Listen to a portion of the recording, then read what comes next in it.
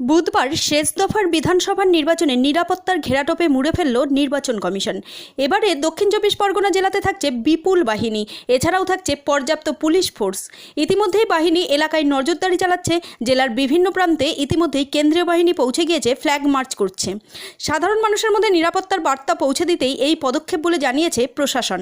কমিশনের তরফে স্পষ্ট জানানো হয়েছে, ভোটের দিন যাতে কোনো রকম অপ্রীতিকর ঘটনা না ঘটে সেদিকে সর্বোচ্চ নজর রাখা হচ্ছে।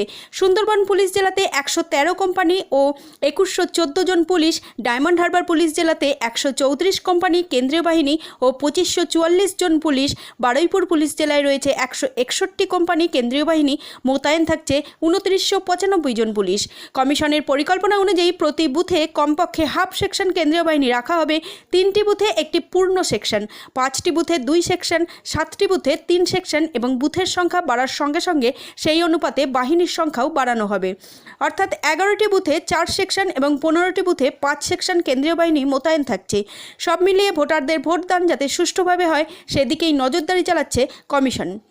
দক্ষিণ চব্বিশ পরগনা থেকে উজ্জ্বল বন্দ্যোপাধ্যায়ের রিপোর্ট, গাঙ্গেয় সুন্দরবন বার্তা।